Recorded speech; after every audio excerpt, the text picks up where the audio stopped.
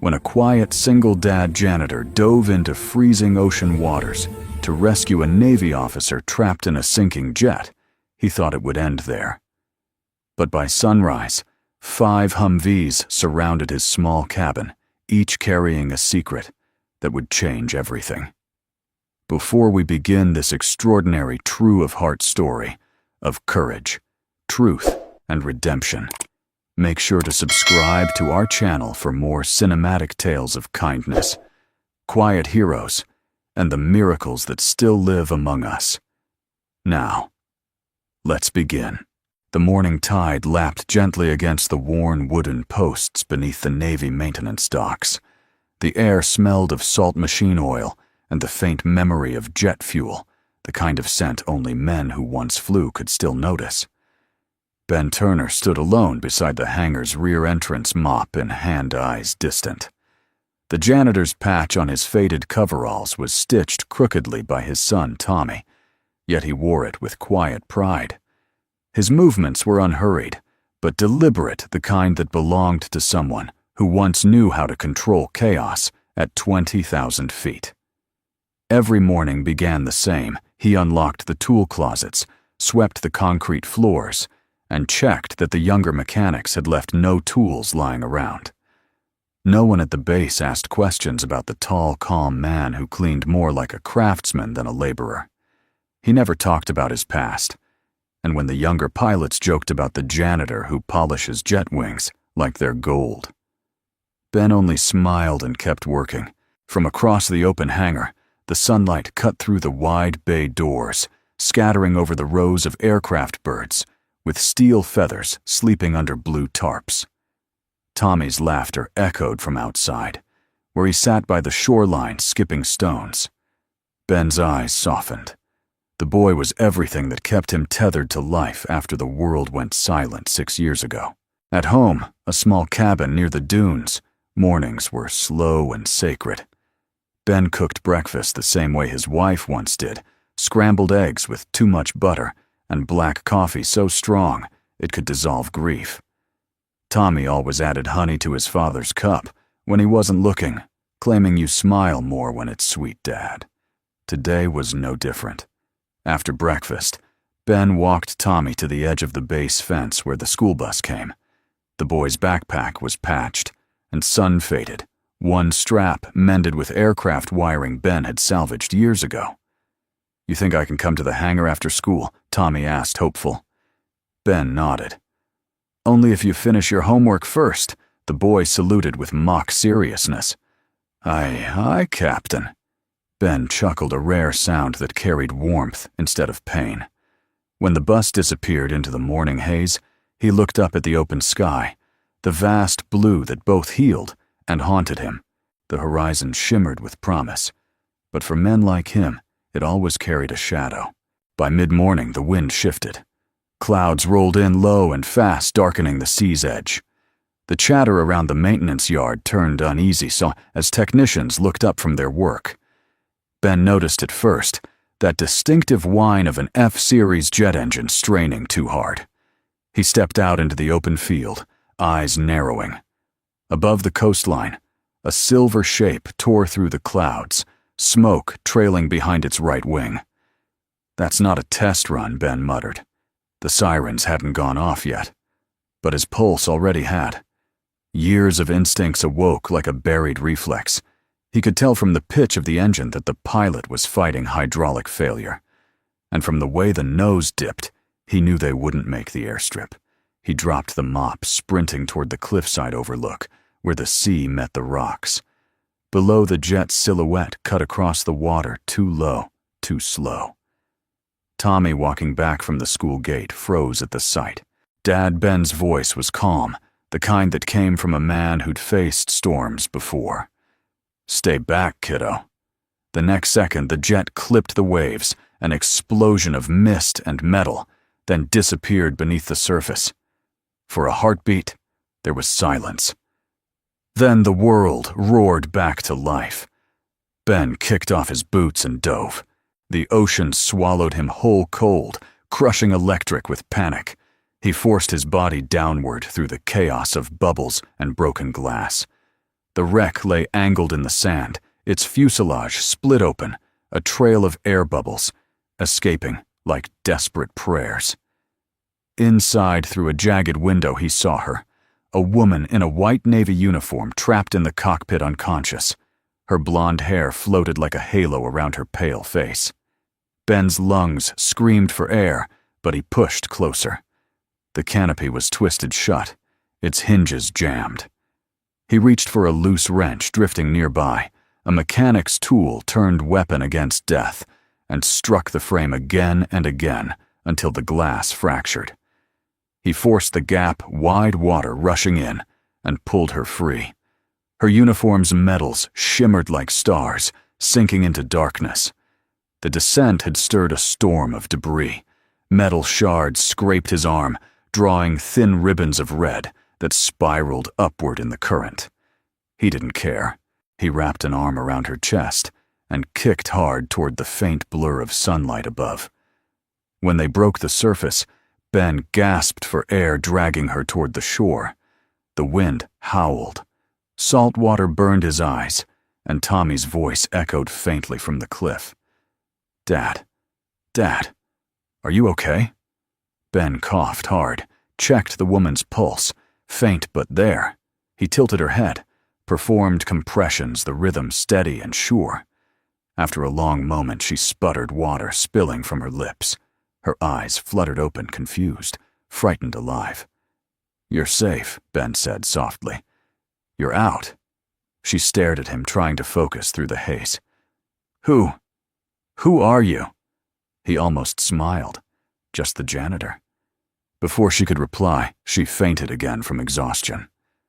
Ben looked toward the sea, the jet's tail disappearing beneath the waves claimed by silence.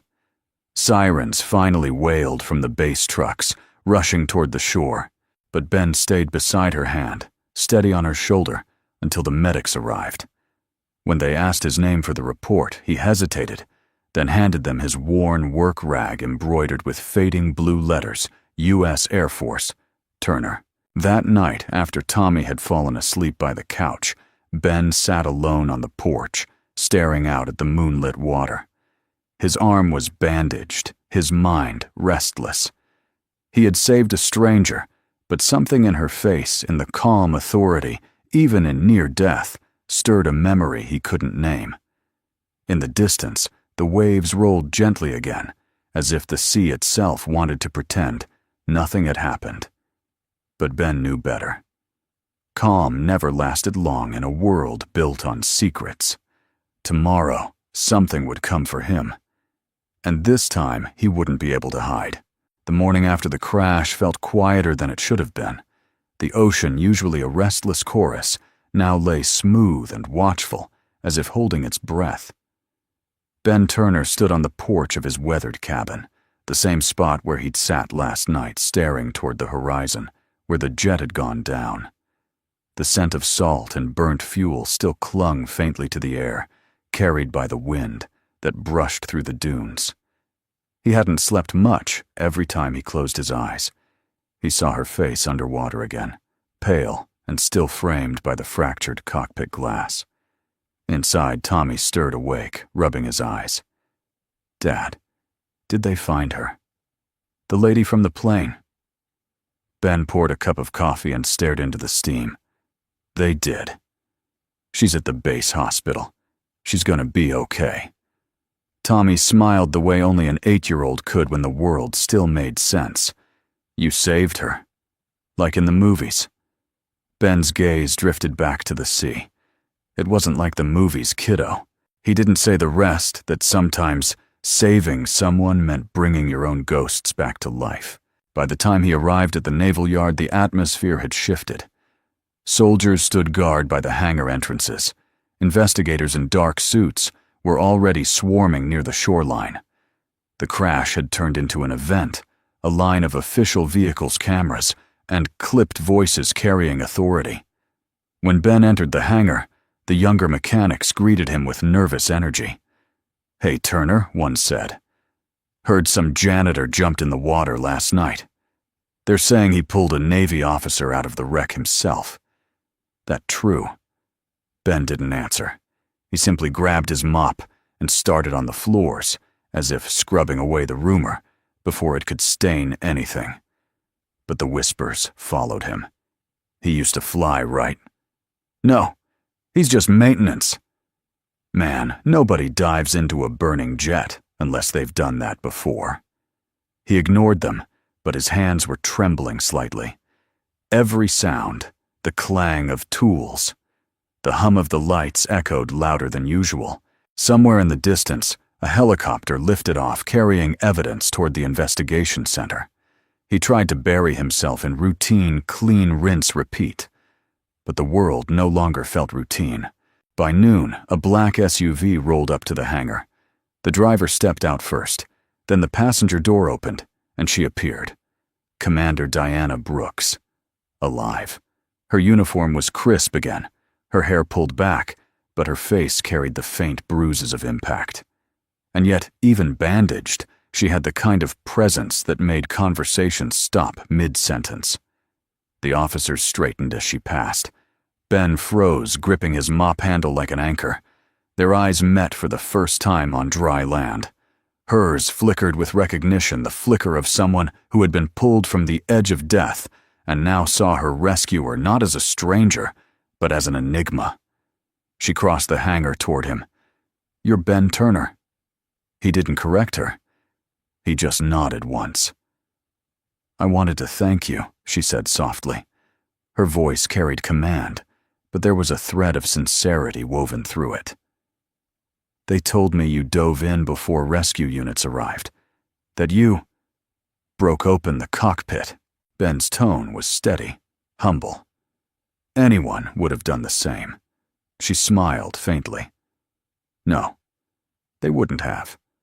For a moment, silence hung between them, filled with the hum of the generators and the faint echo of seagulls outside. Then she noticed the patch on his coverall. Custodial staff, her brow furrowed. "You work here as janitorial?" "Yes, ma'am." Her gaze lingered longer than necessary, studying him like a puzzle that didn't quite fit the frame. "Funny," she said at last. "You knew how to approach a downed aircraft underwater. You hit the emergency latch exactly where it was weakest. That's not something a janitor would know." Ben gave the smallest shrug. "Lucky guess." She tilted her head slightly, almost amused. "Luck doesn't punch through titanium." Before he could respond, an officer called for her from the other side of the hangar. She gave him a long, curious look before walking away. As she disappeared behind the rolling doors, Ben exhaled slowly. He had spent 6 years burying who he was. Now, one act of instinct had unearthed it all. That evening, when Ben picked Tommy up from the schoolyard, the boy ran to him, waving a folded newspaper. "Dad, you're on the news." Ben stopped cold. On the front page was a grainy photograph, him half submerged, pulling Diana Brooks toward the shore. The headline read, "Unknown Civilian Saves, Navy Commander in Ocean Rescue." Tommy's eyes gleamed. "They called you a hero." Ben folded the paper carefully, his jaw tightening. "Heroes don't need headlines, Tommy. But everyone at school says he put a gentle hand on his son's shoulder." "Let's just have dinner, okay?" Tommy looked confused but nodded. At home, as they ate quietly by the window, headlights flickered in the distance. Ben looked out and saw the silhouettes military vehicles rolling slowly down the coastal road, their tires crunching gravel. For a brief moment, he thought it was a patrol convoy. But then one stopped, right in front of their house. The door knocked twice, firm official. Ben opened it to find 2 uniformed officers standing at attention. Behind them, parked in the moonlight, were 5 Humvees, lined up like silent witnesses. Mr. Turner, one asked. "Commander Brooks requests your presence at Naval Command. Immediate transport." Tommy peeked from behind his father's leg, eyes wide. "Dad, what's going on?" Ben knelt down beside him, brushing the boy's hair gently. "Nothing to worry about, buddy. I'll be back soon." The boy hesitated. "Promise, I promise." He stood straightened and nodded to the officers. "Let's go." The Humvee door closed behind him with a heavy metallic thud, sealing him once again in a world he had tried so hard to leave behind. As the convoy moved down the dark coastal road, Ben watched the reflection of the moon ripple across the ocean through the small side window. The same sea that had swallowed a jet yesterday now glimmered under the stars, calm again, pretending innocence. But he could feel it beneath that calm, something deeper was stirring. The woman he'd saved wasn't just anyone, and whatever had brought that jet down wasn't just a mechanical failure. Fate had reached into his quiet life and pulled him back into the current. And as the convoy climbed toward the naval base under the dark blue sky, Ben Turner knew the storm hadn't ended. It had only just begun. The convoy of 5 Humvees cut through the mist along the coastal road, their engines growling like distant thunder. The rising sun painted the ocean in copper and gold, but inside the lead vehicle, silence reigned. Ben Turner sat in the back seat beside a stone-faced sergeant, his calloused hands resting on his knees. The rhythmic hum of the engine reminded him of old missions transport runs. At dawn, the smell of oil and fear. He hadn't worn a uniform in years, but the cadence of military life was still etched into his bones. Outside the window, the landscape shifted from sleepy fishing docks to the steel geometry of Naval Command Headquarters, a fortress of glass and concrete overlooking the sea. Soldiers saluted as the convoy approached the gates. Ben exhaled slowly. The last time he'd been inside an operation command center, he'd been a captain in the Air Force. That day ended in smoke fire and a folded flag. The Humvee rolled to a stop in front of the command building. The driver opened the door, and Ben stepped out. His gray work jacket looked out of place amid a sea of blue uniforms. Officers glanced his way, some curious, others suspicious. Commander Diana Brooks waited at the entrance, her expression unreadable. She wore her full-dress uniform, now dark navy blue with silver trim ribbons perfectly aligned. The morning light caught the edge of her cap, tracing her profile in a cold gleam. "Mr. Turner," she said as he approached, "thank you for coming." "Did I have a choice?" Ben asked, though. Not unkindly. Her lips curved slightly. "Not really." She gestured toward the doors. "Walk with me." Inside the corridors buzzed with restrained tension. Officers spoke in clipped tones. Analysts carried tablets filled with flight data. The base was in controlled chaos, the kind that followed any high-level incident. Diana led him to a glass-walled briefing room overlooking the docks. On the table lay a spread of printed photos, wreckage black box schematics, and aerial scans. A wall-mounted monitor looped footage from a drone circling the crash site. She motioned for him to sit. "I know you didn't ask for this, but I needed to see you before the inquiry begins." Ben sat across from her, folding his rough hands together. "I already gave a statement to the Shore Patrol. I read it." She tapped a file. "It's concise. I'm not much of a writer." Diana leaned back, studying him. "You said the aircraft's hydraulics failed before impact." You're sure Ben's gaze flicked to the image on the monitor, an FA-18 Hornet, its right wing torn open like a wound. "Yes. The pitch oscillation pattern in your descent was classic hydraulic failure. You were losing control of your right stabilizer." Her brow arched. "That's a very specific assessment for a janitor." He didn't respond. His silence was confirmation enough. Diana crossed her arms. "You're ex-Air Force, aren't you?" Ben stared at the table. "I was." She waited, but he didn't elaborate. After a moment, she spoke softly, almost to herself. "I knew it. The way you moved underwater, the way you found the latch. There's no way a civilian could have done that." Ben looked up, eyes steady but guarded. "Let's just say I've been in a cockpit before. A long time ago." Her tone softened. "Why leave?" He hesitated as if weighing how much of himself to reveal. Because sometimes, flying isn't the hardest part. Landing is. The quiet between them was heavy like a room holding its breath. An older man entered, then his uniform marked with the insignia of a colonel. His expression was sharp, impatient. "Commander Brooks," he barked. "We're still waiting on your debrief." "Who's this civilian witness?" she replied. "Benjamin Turner." The colonel's gaze hardened. "The janitor." He gave a short, humorless laugh. "You've got to be kidding me." Diana didn't flinch. "He saved my life, sir." "Good for him," the colonel said curtly. "Still doesn't make him an expert." He turned to Ben. "You can go. We've got the data we need." Ben rose slowly. "Glad to help." As he turned to leave, Diana spoke quietly. "Wait. Mr. Turner, one more question." He stopped, glancing back. She tapped one of the photos, an image of the jet's damaged engine. "You recognized this model immediately, didn't you?" Ben's eyes lingered on the picture. The engine bore a faint serial stamp, PX09B, a prototype variant. He remembered working on it years ago during his engineering cross-assignment, back when the Air Force collaborated with Naval R&D. The design was supposed to have been scrapped after a fatal test malfunction. But here it was again. He kept his tone neutral. "Just looks familiar, that's all." Her eyes narrowed. "Right." Outside, the salt wind hit his face as he left the building.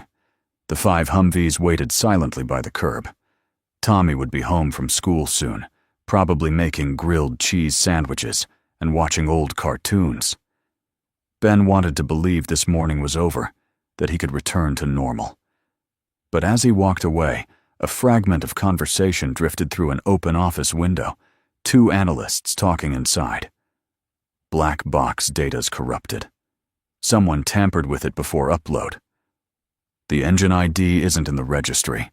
That aircraft shouldn't even exist. Ben's pulse tightened. He paused by the flagpole, staring at the colors fluttering against the wind. His instincts, the ones he'd buried beneath years of janitorial quiet, flared awake again. Something was wrong, deeply wrong. He turned back toward the headquarters just in time to see Commander Brooks exit the main doors, briefing folder in hand. She stopped when she saw him still standing there. Couldn't leave without saying goodbye, she teased, though her eyes were serious. Just making sure the world's still turning. She nodded slowly. Sometimes it spins too fast. For a heartbeat, they stood there, neither sure what to say next. The sunlight caught her hair glinting against the silver pins on her uniform. "Commander?" He finally said, "That engine, you should have your techs check the serial number against archived models.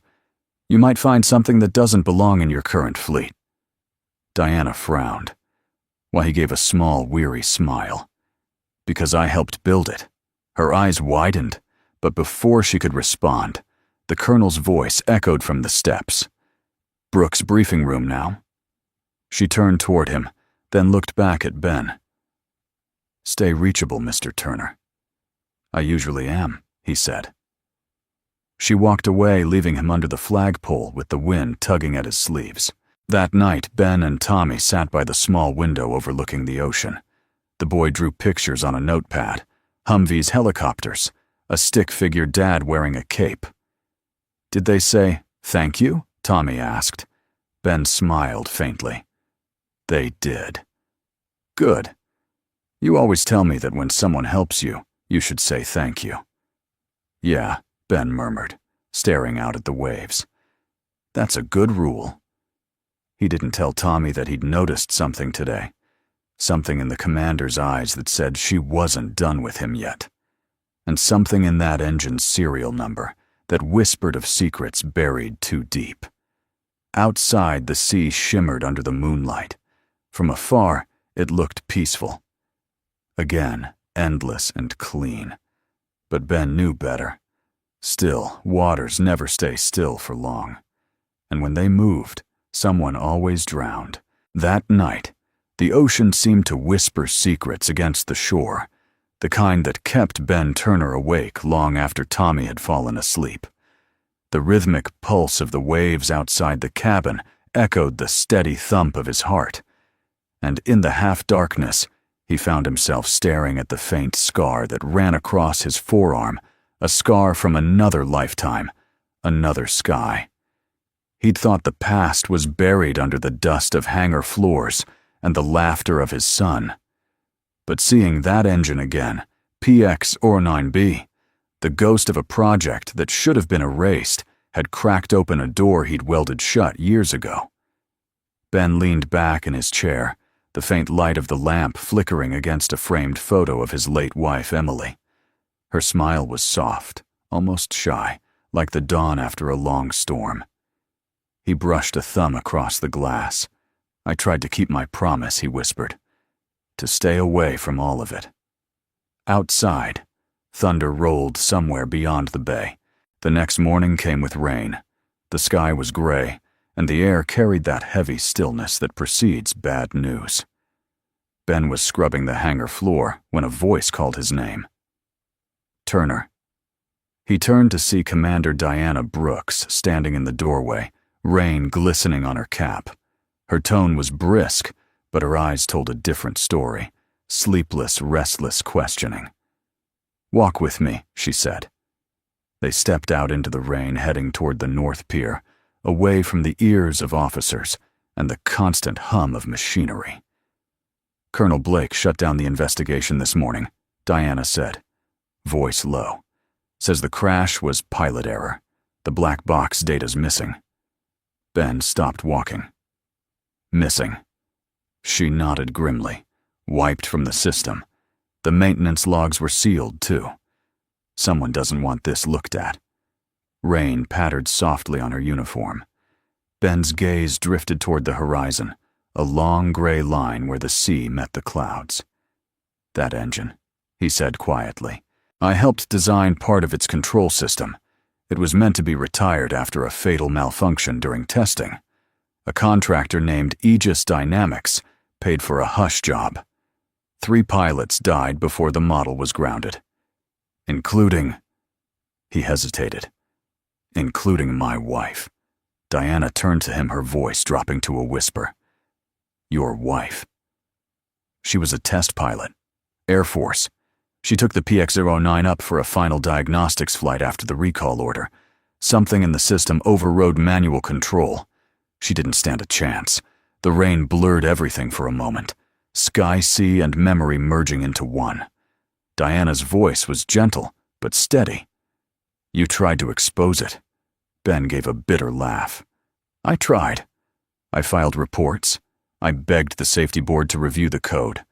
Colonel Blake was overseeing the joint project back then. He called me a liability and forced me out." She exhaled slowly, connecting the pieces. "And now, he's the one classifying this crash." Ben nodded. "He's cleaning his trail. That engine shouldn't have been anywhere near your jet. Someone brought it back under a different contract." They stopped by the end of the pier, the ocean swirling dark beneath them. Diana clenched her jaw. "If what you're saying is true, it's not just corruption, it's criminal negligence. It's murder," Ben said quietly. Back at the base, they kept their distance in public. But in the shadows of Hangar 13, a forgotten storage bay, where old aircraft parts lay under dusty tarps, they met again that evening. Diana had managed to pull a partial data drive from the wreckage before the investigators sealed it. She handed it to Ben like contraband. "I shouldn't have this," she said, "but something told me you might know how to read it." Ben took the drive, carefully studying its label. "Encrypted. Same firmware signature as the old PX models. You can decode it." He gave a small nod. "If I can find my old tools." That night after Tommy went to bed, Ben lifted the loose floorboard beneath his desk and retrieved a small metal box. Inside were relics of a life he'd abandoned: a battered laptop, a flash drive marked USAF Systems, and a folded photograph of his flight squadron. He powered the old machine, its fan humming like an aging heart. Lines of code flickered to life across the screen. Hours passed. Rain lashed the windows. Thunder growled, and Tommy stirred in his sleep down the hall. Ben barely noticed. His fingers moved with instinct, bypassing encryption layers he hadn't seen in years. Then a breakthrough. The file decrypted with a low beep revealing the flight data overlay. He leaned closer, eyes narrowing. Someone tampered with it. Mid-flight, he muttered. Manual override disabled. Automatic re-engagement triggered remotely. They forced the crash. A voice came from the doorway, so it wasn't an accident. Ben turned. Diana stood there soaked from the rain, having returned unannounced. Her eyes scanned the code on the screen. She didn't ask how he'd done it. She just whispered, "Blake's covering it up, isn't he?" Ben nodded. He's been covering it for years. Tommy's small footsteps padded into the room, his hair tousled from sleep. Dad Ben quickly minimized the screen. "Hey, buddy." "Couldn't sleep." The boy blinked, noticing Diana. "Hi, Mom." She smiled gently. "Hi there, soldier." Ben knelt beside his son. "It's late. Back to bed, okay? Are you in trouble?" the boy asked softly. Ben paused, then kissed the top of his head. "No, kiddo. Just fixing something that's broken." Tommy nodded sleepily and shuffled away. When he was gone, Diana looked at Ben, not as an officer, but as someone who understood what it meant to lose faith in the system you once swore to protect. "What are you going to do with the data?" she asked. He stared at the drive in his hand, the rain echoing against the roof. The truth isn't enough by itself. People like Blake don't fall because of truth. They fall because of proof. Then we'll get proof. He looked up, surprised at her choice of words. "We." Diana straightened her eyes, clear and resolute. "I can access the restricted archives tomorrow. If the PX program was reactivated, there'll be procurement trails funding approvals contractors. We follow the money." Ben studied her face for a moment, then gave a quiet nod. "You realize they'll come for us if they know we're digging." "I'm already on their list," she said, a faint smile ghosting across her lips. "Might as well make it worth it." The storm outside intensified, waves crashing against the rocks like a drumbeat. Ben closed the laptop and stood beside the window, watching lightning split the horizon. "You know," he said softly, "the last time I tried to expose this, I lost everything." Diana stepped closer, her reflection merging with his in the glass. "Then this time, you won't do it alone." He met her gaze, steady, fierce, and unafraid. For the first time in years, something inside him shifted. Not hope, not yet, but purpose. The rain had passed by dawn, leaving the air heavy with the smell of salt and ozone. The ocean lay flat again, as if pretending nothing had happened, but Ben Turner knew better. Storms never really ended. They just hid behind quiet skies. He stood outside the cabin with a mug of black coffee, watching Tommy chase gulls down by the beach. Inside on the worn wooden table, the decrypted data drive blinked faintly like a heartbeat. Lines of code and flight telemetry scrolled across his old laptop, fragments of truth, waiting to ignite something far larger than either he or Diana Brooks could yet imagine. The night before, they had crossed a line together, one neither of them could uncross. Diana had slipped him the data under the cover of rain. Now the two of them were bound by what they knew. By mid-morning, Diana arrived in civilian clothes, jeans, windbreaker hair, tied back in a loose knot that made her look more like a schoolteacher than a Navy commander. She moved with the alertness of someone who hadn't slept, eyes darting over her shoulder before stepping inside. "Did anyone follow you?" Ben asked quietly. "Not that I could tell," she said, setting down a folder thick with printouts. "But the moment I accessed the procurement database, my clearance got flagged. Colonel Blake's office will know someone was snooping." Ben frowned. That didn't take long. Diana spread out the papers on the table. Invoices, internal memos, and subcontractor lists, all tied to Aegis Dynamics, The same defense contractor Ben had mentioned. She pointed to one highlighted line. See this. Aegis reactivated the PX engine contract under a new division name, Neptune Systems. Blake authorized the budget transfer himself 6 months ago. He's been hiding it under the Naval Research Fund. Ben scanned the page, his jaw tightening. He's laundering experimental parts through research grants. That's why the jet wasn't on the registry. It wasn't supposed to exist. Diana nodded grimly. And the test flight I was assigned to wasn't a test, Ben said. It was a live validation.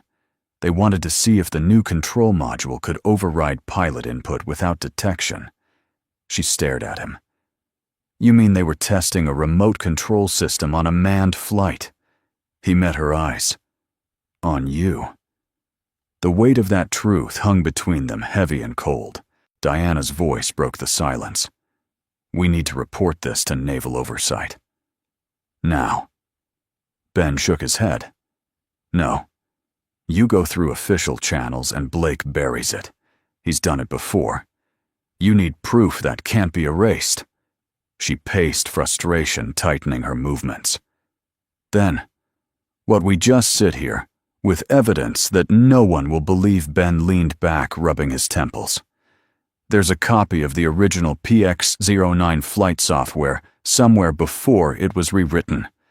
If we can find it, we can show how they inserted the override protocol. And where would that be? He hesitated. I might know. The archive lab at Wright-Patterson Air Force Base. But it's sealed. Military access only. Diana met his gaze. I still have clearance, for now. Ben sighed. You'd risk your career. I already risked my life, she said simply. That afternoon, they drove to the old maintenance hangar to gather more information. The place was nearly empty, the echo of their footsteps bouncing off metal walls. Ben searched the storage lockers where he used to work years ago. He found an old schematic, the PX control unit's architecture yellowed with age. His fingers traced the familiar lines, like touching the bones of a buried secret. As they studied the blueprints, a shadow fell across the hangar doorway. Commander Brooks, a voice called, calm and precise. They turned to see Colonel David Blake standing with 2 military police officers. His presence filled the space like a toxin, too clean, too still. Good to see you back on your feet, he said to Diana, his tone dripping with practiced civility. And you must be the hero, Janitor. Ben said nothing. Blake's eyes glinted. You've been busy, accessing restricted files, tampering with crash evidence. Very unlike you, Commander. Diana stepped forward, unflinching. We found inconsistencies in the data, sir. We believe the PX system may have been tampered with. Blake smirked. That's a bold choice of words. He looked at Ben. You should know better than to play in fires you can't control. Some things are classified for a reason. Ben's voice was low but steady. Like the reason my wife died. Blake's expression flickered for just a second, the faintest crack in his composure. You're chasing ghosts, Turner. The world moved on. Maybe, Ben said, stepping closer, but ghosts have long memories. The colonel's smile vanished. He motioned to his men. Search them. The MPs moved forward, but Diana snapped. That's an abuse of protocol, Blake said coldly, is what keeps this country from collapsing under the weight of people like you. Ben's mind raced. He slid the folder of printouts beneath the open engine panel behind him. The soldiers frisked him, but found nothing. Blake watched in silence, then said, If either of you value what's left of your careers or your lives, you'll forget whatever fantasy you've built. Accidents happen all the time in this line of work. Don't become another one. With that, he turned and walked out, boots echoing like gunshots on concrete. When the hangar doors finally closed behind him, Diana exhaled shakily. He knows. Ben nodded. He's warning us. What do we do now? He looked at her, his voice calm but resolute. Now we stop warning and start fighting back. That night, lightning flickered again over the water. Ben returned home late, exhausted, but sharper than ever. He checked on Tommy asleep, clutching his stuffed airplane. He lingered at the doorway for a long moment. Diana sat at the table reviewing the data again. Her voice was quiet when she spoke. "He'll come after us. You know that." Ben nodded. "Then we make sure the truth gets out before he can bury it again." He pulled a small USB stick from his pocket, a duplicate of the decrypted flight data. "We split it. You take one copy, I take another. If they come for one of us, the other still has the truth." Diana accepted it, her fingers brushing his briefly. "You trust me that much. I wouldn't be here if I didn't." She smiled faintly. "For what it's worth, Turner. I don't scare easy." He returned her look, something unspoken, passing between them. Not romance, not yet, but the fragile beginnings of faith. Outside, thunder rolled again, distant, but closing in. The truth was burning now, and there would be no turning back. The storm had moved inland by morning, leaving streaks of sunlight breaking through the clouds, sharp golden lines slicing across the gray sea. To anyone passing by, the Turner cabin looked peaceful, ordinary. But inside, quiet had become an illusion. The events at the hangar still echoed in Ben's mind. Blake's cold voice, the threat in every syllable. He knew what was coming. Blake didn't issue warnings. He eliminated problems. Ben had faced danger before, but this time it was different. He wasn't a pilot anymore. He was a father. Tommy sat at the kitchen table building a tiny model airplane from scraps of balsa wood. The morning light shimmered on his blonde hair as he hummed softly, completely unaware of the storm brewing beyond his small world. "Dad," he said without looking up, "are you and Miss Diana in trouble?" Ben froze halfway through pouring his coffee. "Why do you ask that?" "She looked scared yesterday," Tommy said simply. "And you? You look like you're thinking too hard." Ben smiled faintly, trying to hide the ache behind it.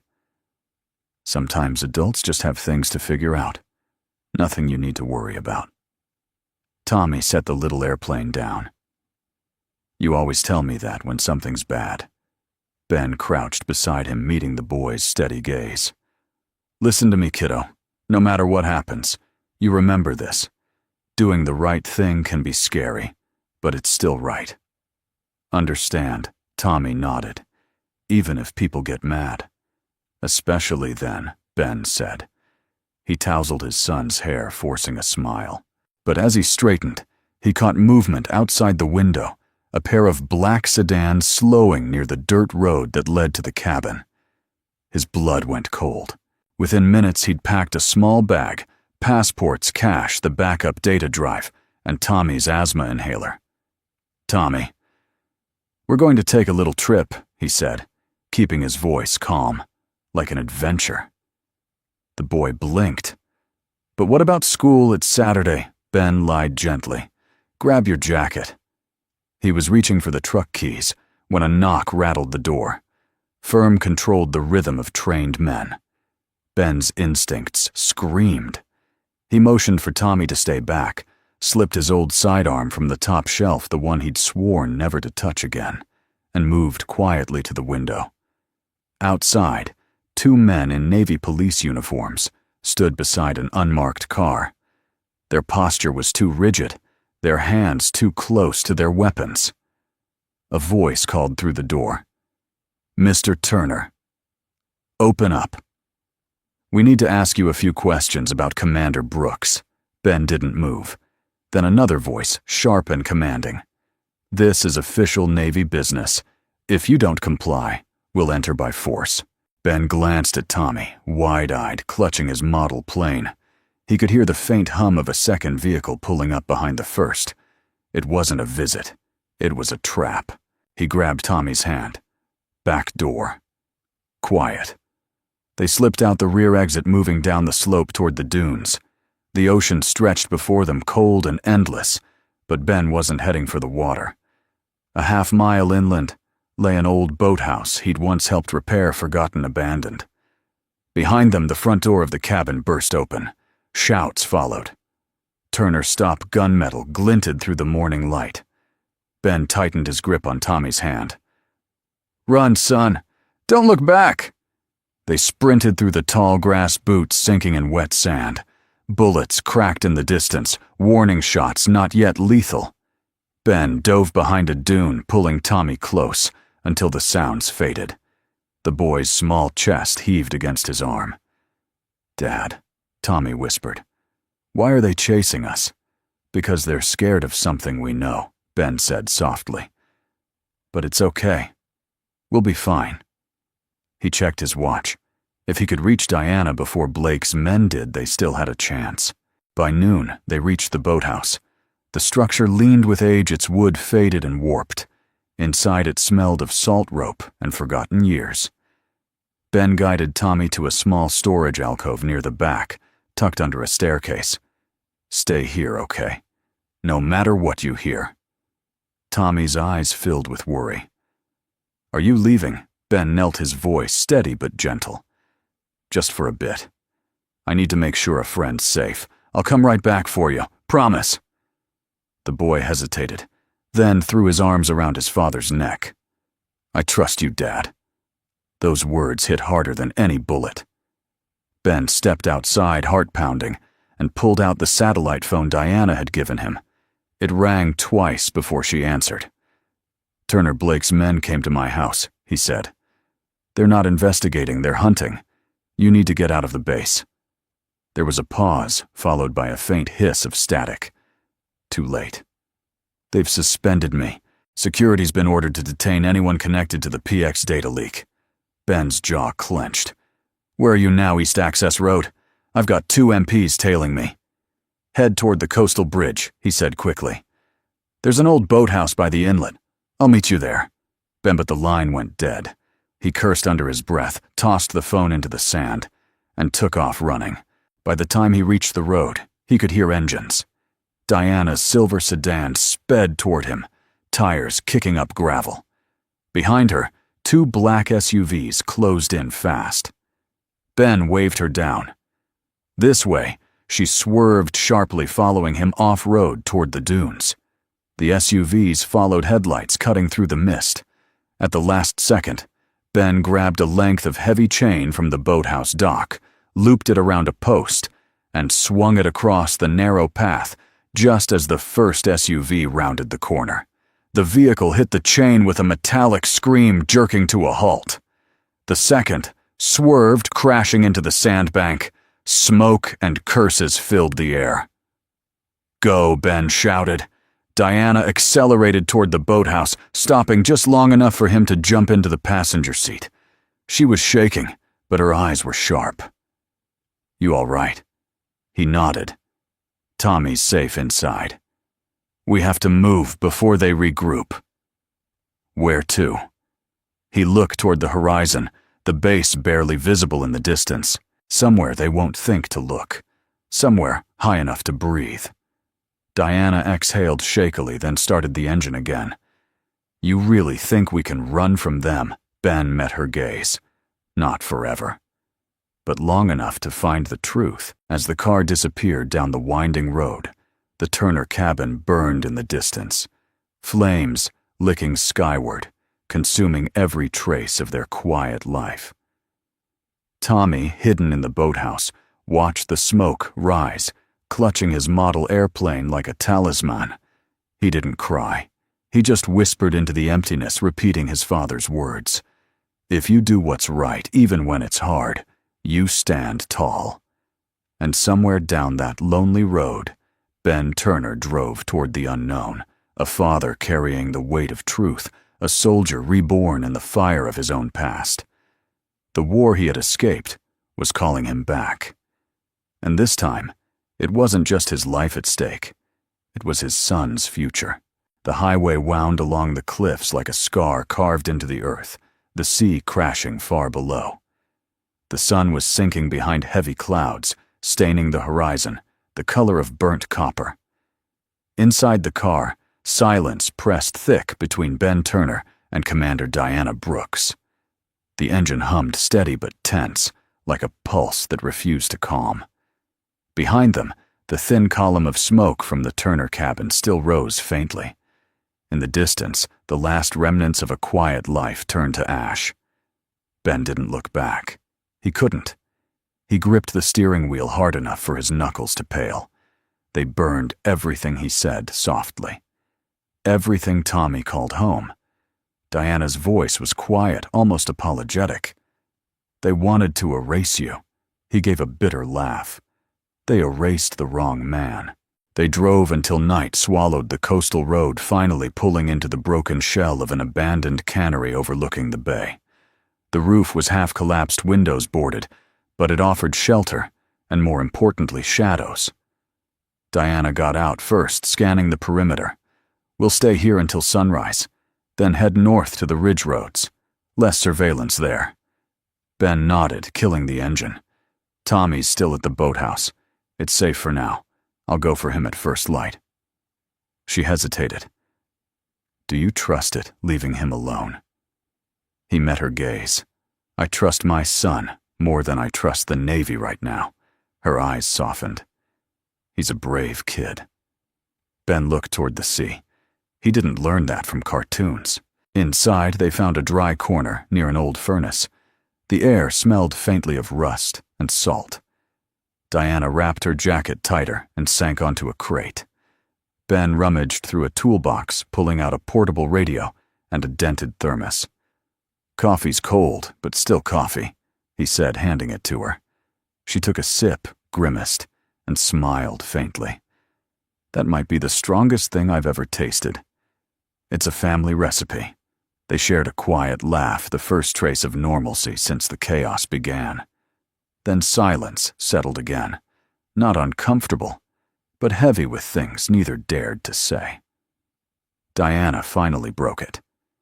"When you told me about your wife, you said she was testing the PX-09. I can't stop thinking about that, about what it must have done to you." Ben stared at the flickering shadows on the wall. "It didn't just take her life. It took everything I believed in. I used to think the system worked, that truth meant something. But when they buried her death under paperwork, I realized honor isn't a policy. It's a choice." She listened quietly, her expression unreadable, but her eyes full of quiet understanding. "I walked away," he continued. "Started cleaning floors because that's all that was left. Something honest. Something I could control. No politics. No lies. Just soap and silence." And yet she said softly, "When you saw that jet fall, you didn't hesitate." He gave a small, humorless smile. "Maybe I was tired of silence." Diana looked down at her hands. "You saved me, Ben. I don't think you realize what that means. Not just my life, my faith. People like Blake make you forget why we ever swore an oath. But watching you, it reminded me." Their eyes met. Something unspoken moved between them, fragile, unfinished, but real. Later, the wind picked up rattling loose sheets of metal along the cannery walls. The radio crackled with bursts of static. Diana adjusted the frequency, trying to pick up a signal. "Any luck?" Ben asked. "Just encrypted chatter," she said. "Blake's locking down communication channels. They've issued a retrieval order on both of us. Figures." She glanced at him. "We can't run forever." "I know," he said. "That's why we don't run. We build." She frowned. Build what a plan. While she studied the radio, Ben spread out a sheet of old paper and began sketching a rough map. "We'll need proof Blake can't deny. That means linking him directly to the PX engine funding." Diana nodded. "There's a secure data vault in the Navy's Northern Logistics Hub I accessed it once during procurement reviews. If he authorized those transfers, they'll be there. He marked the location. You still have clearance for now. But the system will flag me the second I log in. Then we'll need a ghost entry, a signal reroute. I can handle that." Her head tilted. "You can hack the Navy's secure net." He gave a wry smile. Let's just say I built part of it." She laughed quietly, the sound small but genuine. "You really are full of surprises, Turner. Trust me, he said I'd rather not be." As the hours slipped by, the exhaustion caught up with them. Diana leaned against the wall, eyelids heavy. Ben sat opposite her, staring at the faint glow of the horizon, where the sea met the stars. He thought of Tommy, alone, waiting, clutching his model plane. Guilt twisted in his chest, sharp as wire. Diana stirred. "You're thinking about him?" He nodded. "He's all I have left." She smiled faintly. "He's lucky. Most kids grow up reading about heroes. Yours gets to live with one." Ben's voice was low. "Heroes don't run. They fight. And I've been running for 6 years."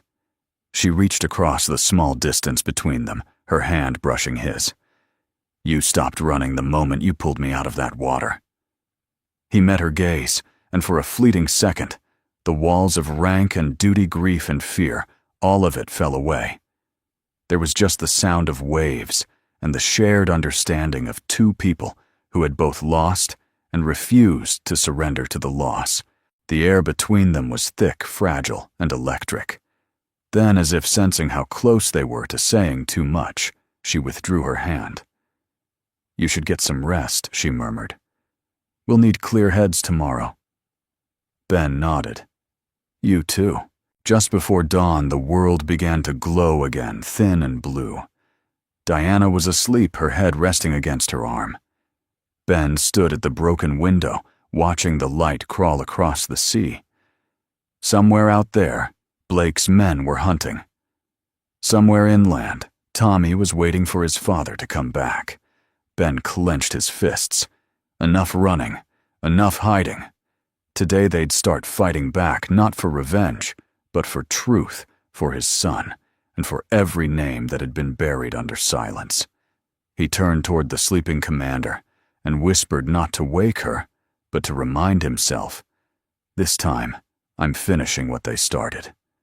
The ocean answered with a low, endless roar, as if it agreed. The first rays of dawn sliced across the bay, cutting through the cracked windows of the abandoned cannery.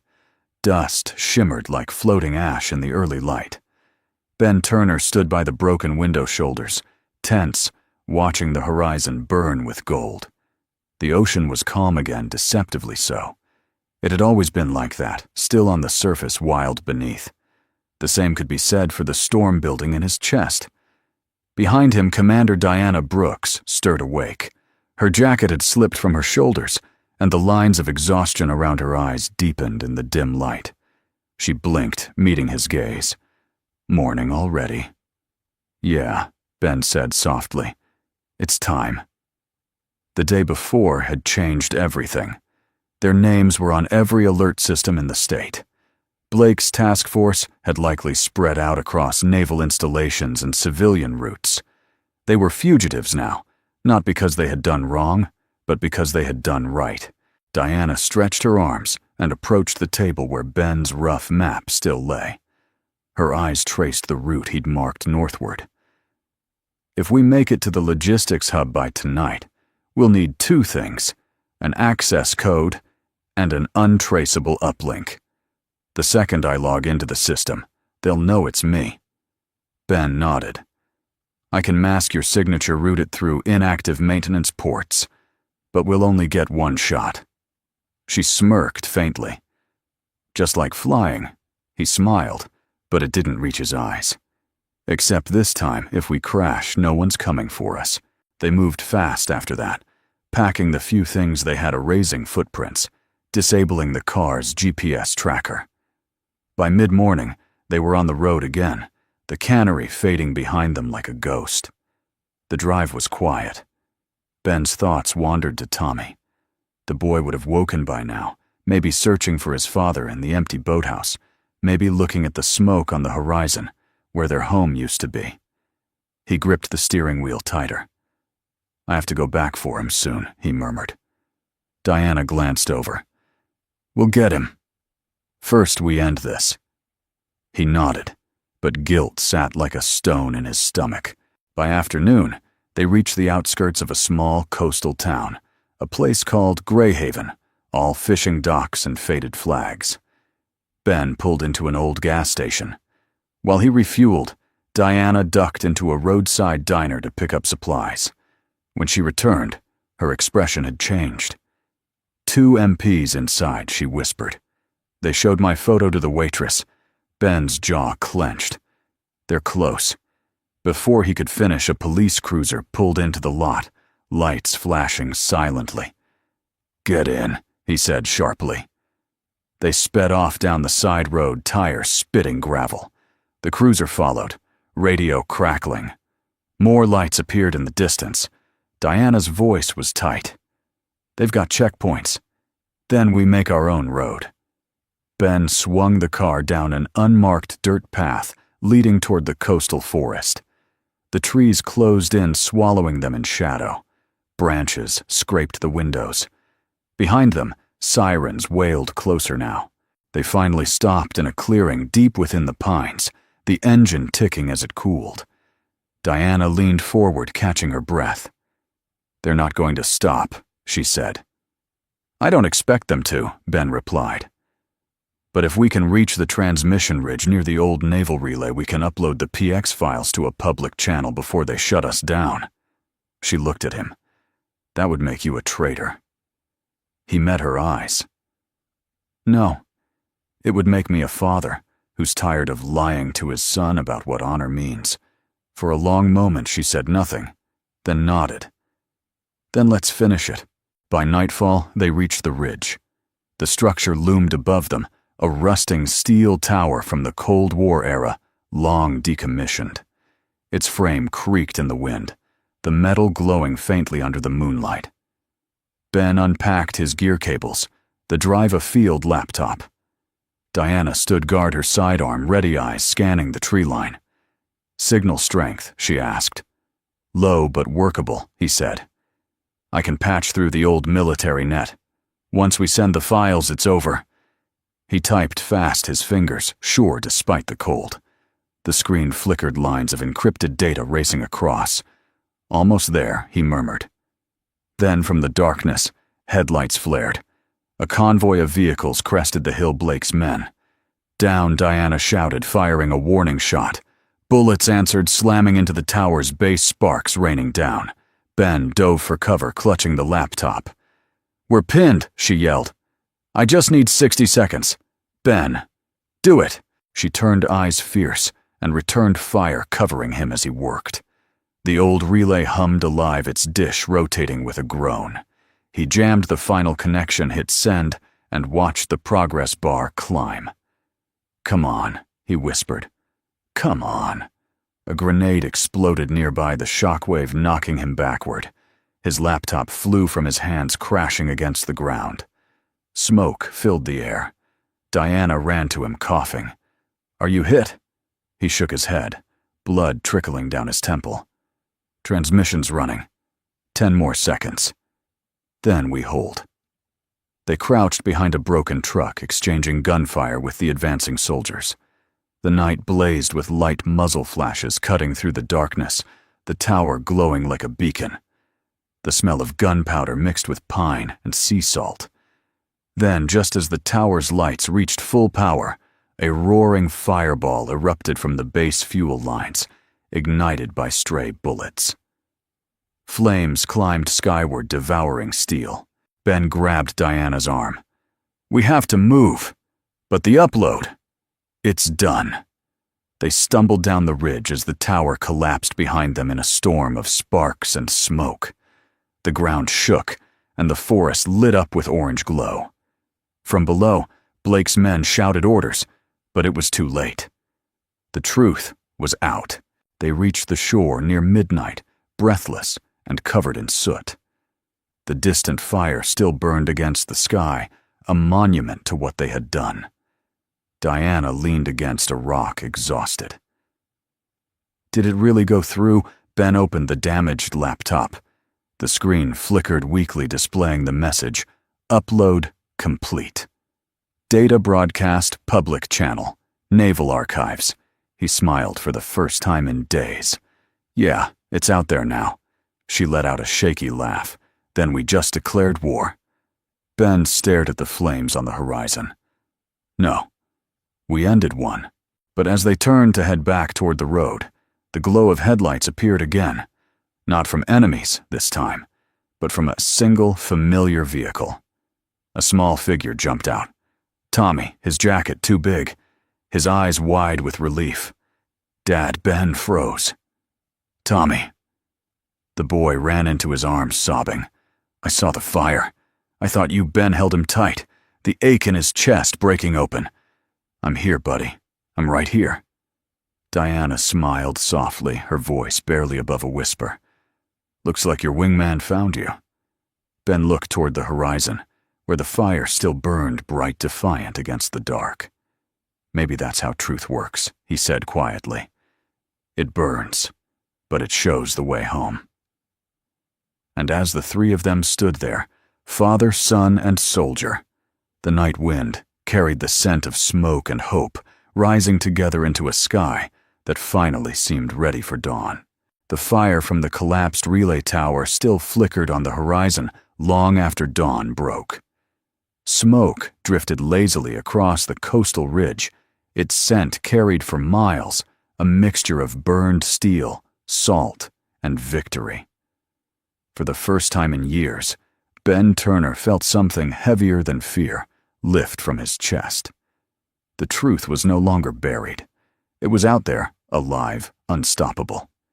He sat beside the shore, watching his son skip stones across the gray water, while Commander Diana Brooks stood a few feet away, scanning the horizon through a pair of binoculars. The morning air hummed with tension, but also with a fragile sense of peace. You really think it went everywhere? She asked quietly. Ben nodded. Every active network with a military relay. Every independent channel that could pick up encrypted transmissions. Once it hit the naval archives, it went public in less than 3 minutes. Diana lowered the binoculars, exhaling. Then it's over. Ben shook his head. No, it's beginning. By mid-morning, news outlets across the country exploded with the story. Leaked documents, encrypted files, and audio records from the PX-09 program flooded the media. Anchors spoke the names of pilots who had died during the early testing names that had been erased for years. And over every network, one image repeated a grainy photo of Ben Turner standing in front of a burning tower, his son clinging to his arm, and a Navy commander beside him. He hadn't wanted fame, but fate had a way of dragging heroes into the light. At the same time, inside the Pentagon's secure conference hall, chaos reigned. Officials barked orders across phones. Analysts sifted through terabytes of leaked data. Every thread pointed to one man, Colonel David Blake, head of experimental operations, the architect of the cover-up. And while the higher ranks scrambled to protect themselves, the Navy's Office of Oversight quietly scheduled an emergency tribunal. A tribunal that would demand both Ben Turner and Commander Brooks testify. That night, under strict escort, the two of them were flown to Washington, D.C. The contrast between their exhaustion and the cold formality of the capital was striking. Where the coast had smelled of salt and smoke, here, everything reeked of polished marble and secrets. Tommy stayed with a family friend from Diana's old unit, safe. Finally, though, the boy had insisted on one thing before Ben left.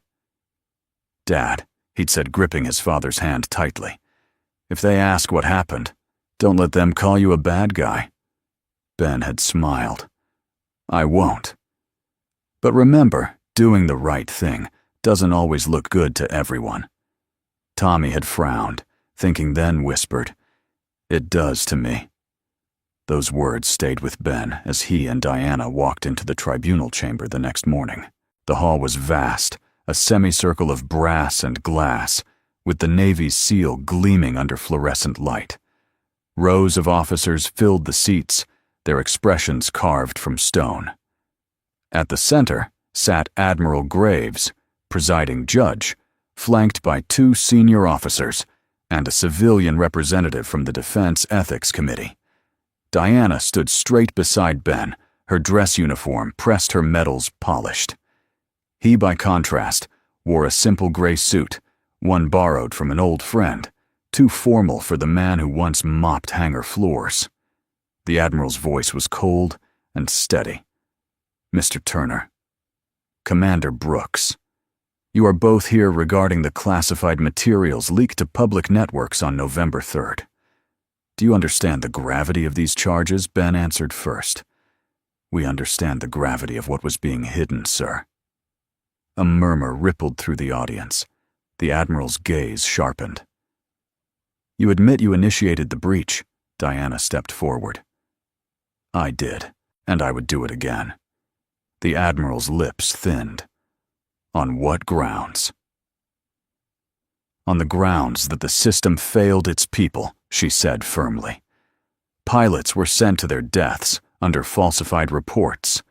Data was manipulated to hide corporate negligence. And Colonel Blake.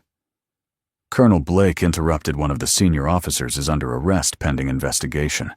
His actions will be judged separately." Diana's jaw tightened, but she nodded. "Then judge us by the same measure you promised him truth." Ben was called next. He took the stand, the bright overhead lights reflecting off the polished table. "State your name and occupation," one officer demanded.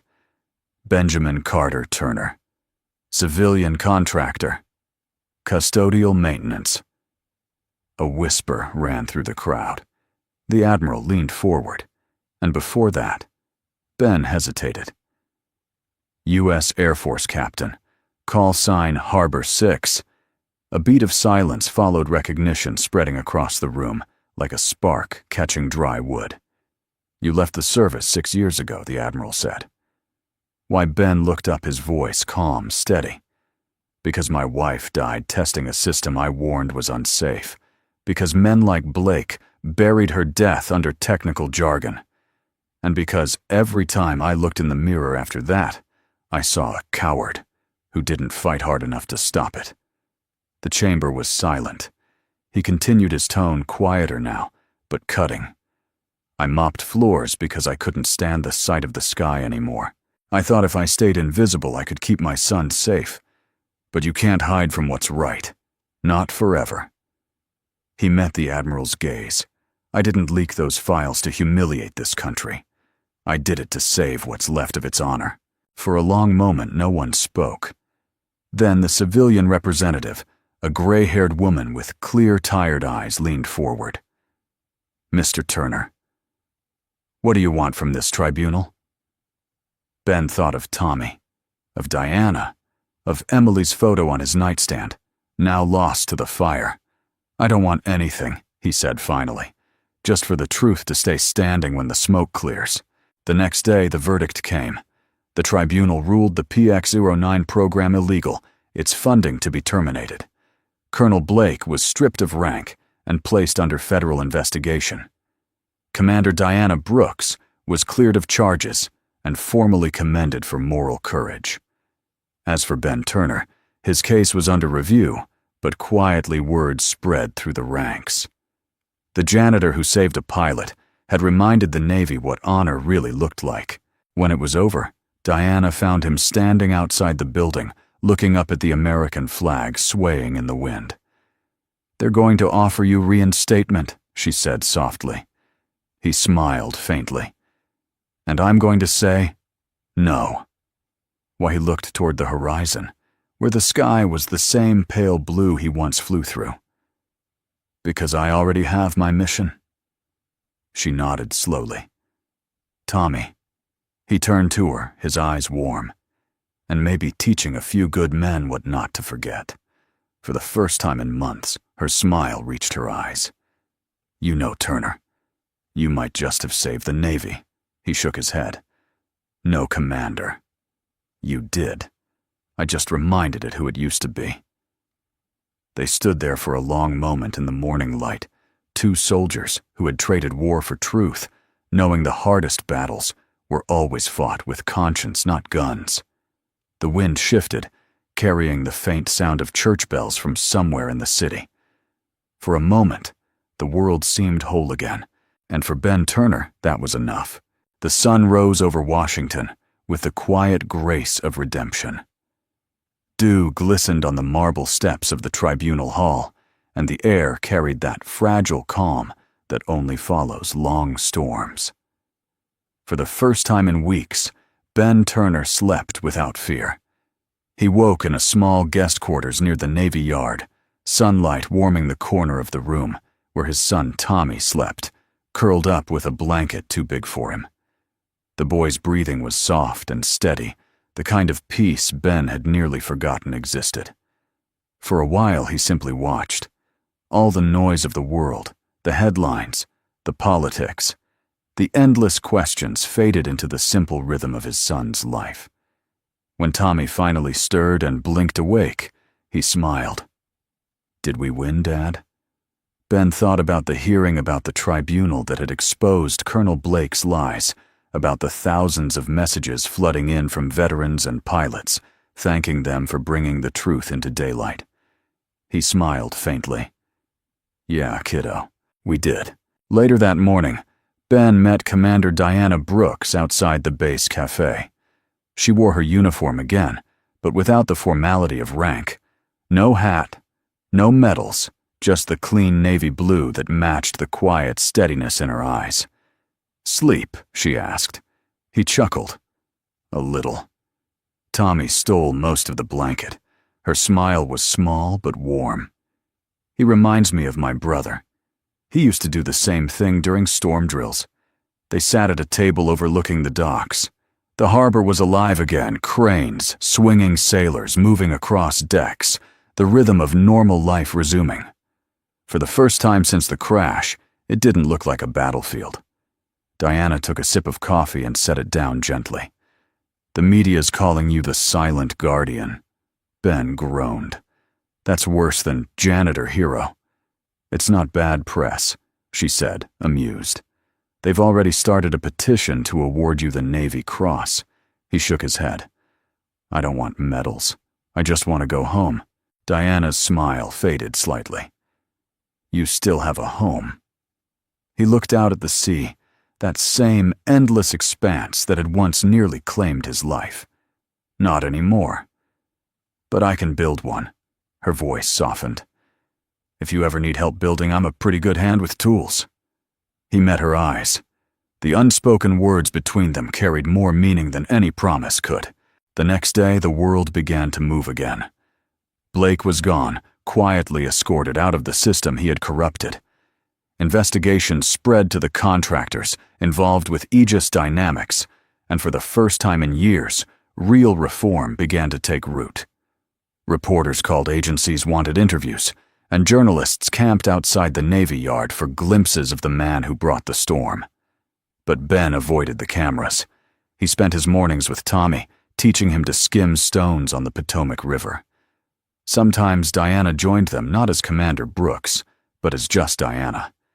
She'd kick off her shoes, roll up her sleeves, and laugh when Tommy's stone hit the water with a splash instead of a skip. Life for the first time felt ordinary again. One afternoon, Admiral Graves himself approached Ben on the docks. "Captain Turner," he said formally. Ben raised an eyebrow. "Haven't heard that title in a long time." Graves smiled faintly. "It still fits." He handed Ben a sealed envelope embossed with the Navy crest.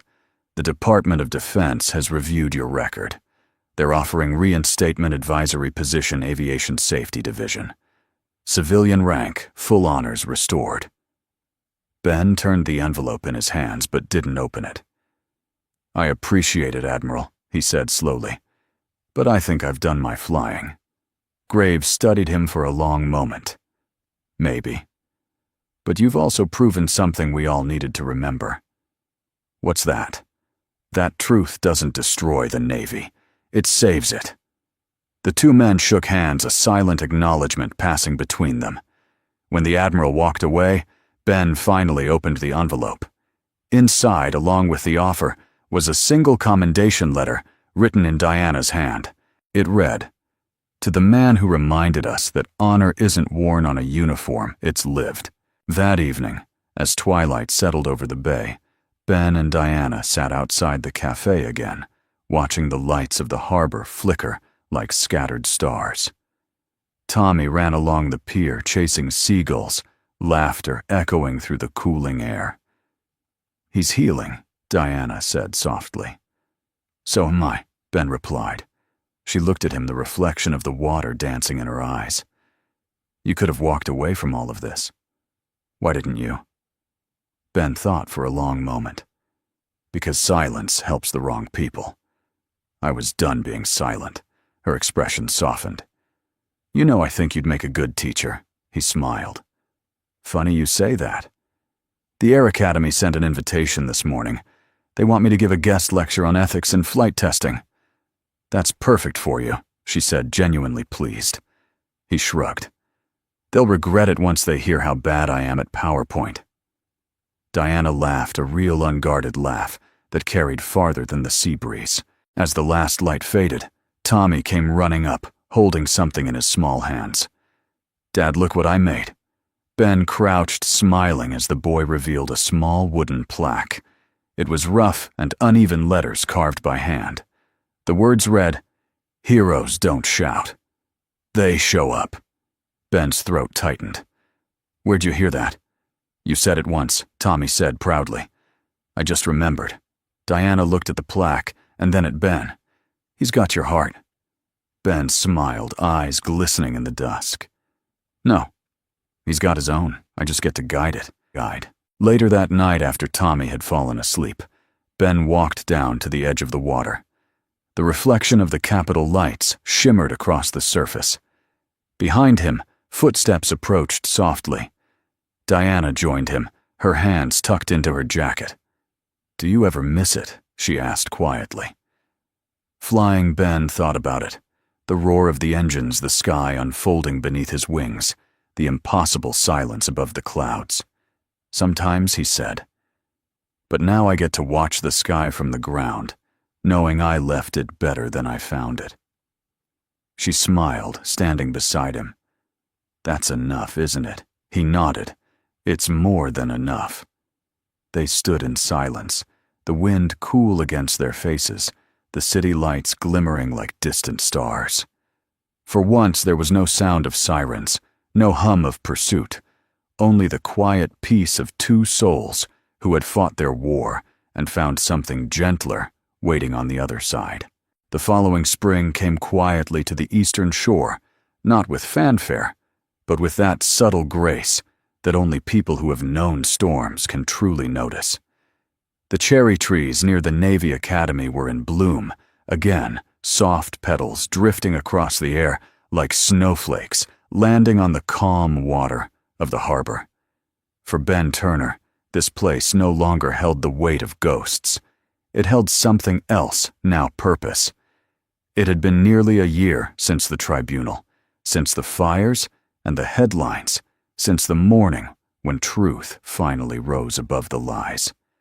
In that time, Ben had quietly turned down every award, every interview, every attempt to make him a symbol. He didn't want to be remembered as the janitor who saved the Navy. He wanted to be remembered as a father who kept his word to his son, to himself, and to the woman who had believed in him when no one else did. The Naval Academy's new aviation safety program opened that week, a project born from the ashes of the PX-09 scandal.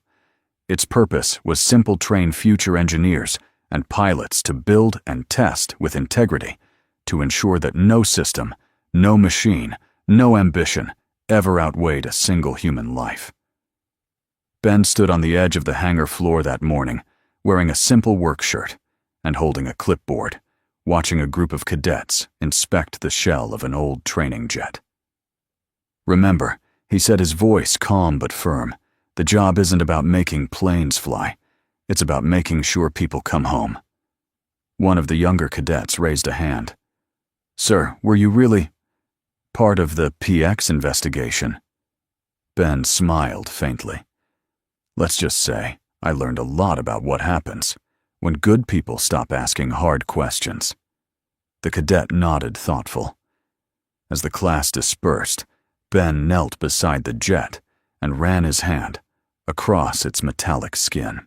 For a moment he could almost hear Emily's laughter, soft and steady, echoing in the hangar's vastness. He had once thought her voice would haunt him forever. Now it simply guided him. At noon, as he stepped out into the sunlight, he saw a familiar figure waiting by the gate. Commander Diana Brooks, though today she wasn't in uniform. She wore a light coat, her hair tied back and the wind eyes hidden behind aviator sunglasses. But when she saw him, she smiled that same quiet, honest smile that had once cut through the chaos of gunfire and smoke. "Still cleaning hangars," she teased. Ben chuckled. "Still outranking me, I see." "I resigned last month," she said, almost casually. 12 years of service. "I think it's time I fly free." He raised a brow. "Any plans?" She looked toward the sea. "Teaching, maybe. There's something about showing the next generation what honor really means that feels right." Ben nodded slowly. "Yeah, it does." For a moment neither spoke. The wind off the harbor carried the sound of seagulls and distant engines. Life, ordinary, beautiful, alive, went on. Then Diana turned back to him. "You know, I never did get to say thank you." He smiled. "You already did." "No," she said softly. "I mean it. You didn't just save my life. You reminded me why I chose this path in the first place. For truth, for decency, for people like you." Ben met her gaze, his voice gentle. "And you reminded me that I wasn't done fighting yet." The unspoken warmth between them lingered, not the fire of impulse, but the slow, steady glow of mutual respect, of something deeper that didn't need to be named. That evening, the Academy held a small dedication ceremony. The new Flight Safety Wing had been named the Turner Memorial Hangar, though Ben hadn't known until he saw the sign. When Admiral Graves called his name to speak, he hesitated for a moment before stepping up to the podium. The crowd, cadets, officers, engineers, and a few journalists fell silent. He began quietly, his voice carrying over the gentle hum of the harbor. "I used to think my life ended the day I left the cockpit. When the people you love are taken by something you trusted, it changes the way you see the sky. For years I told myself I was finished, that I didn't deserve to be part of this world anymore. But then one day, I saw a jet go down, and I didn't think. I just moved." He paused, the memory flashing the cold water, the glass shattering the weight of another life in his arms. "That day," he continued, "I realized something: you can run from your past, but not from your conscience. And when you stop running, that's when you start living again." He looked out at the rows of young cadets. "All of you standing here, you're the future. You'll hold the lives of others in your hands. Don't ever let ambition or fear make you forget what that means." Then his gaze found Diana at the edge of the crowd, and for a brief second, the noise faded away. "And remember, this sometimes saving one person can lift a whole world." The applause that followed was quiet at first, then rose like a tide. After the ceremony, the three of them, Ben, Diana, and Tommy, walked along the dock as the sun set. The light turned the water into liquid gold, and the air smelled of fuel and salt and something almost holy. Tommy held their hands, one in each, chattering about his school project on aircraft safety. "I told my teacher my dad teaches pilots. Now," he said proudly.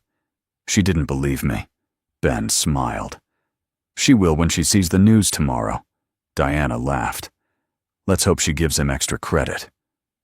As they reached the end of the pier, 5 Humvees rolled quietly to a stop at the Academy's front gates, this time not in pursuit, not in anger, but as an honor guard.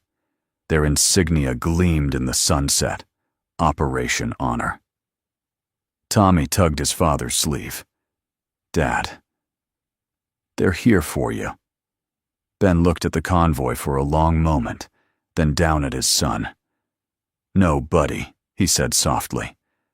"They're here for everyone who stood for what's right. He looked toward Diana, whose eyes reflected the fading light. She smiled and whispered, "The sea's calm again." "Yeah," Ben said, his voice steady. It's time it was. As night fell, the harbor lights shimmered across the still water. Ben Turner stood with his family, not of blood, but of choice, and felt something he hadn't known in years: peace. Not the kind that hides from the world, but the kind that comes after you've faced it and chosen to forgive.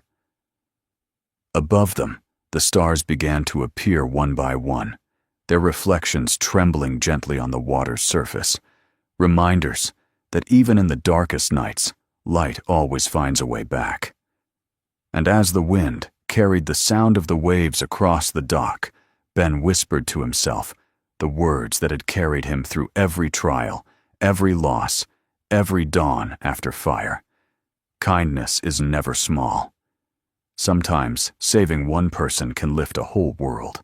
The sea answered in silence, steady, eternal, alive. And this time, it was not morning. It was home. We'd love to hear from you. Where are you watching this story from?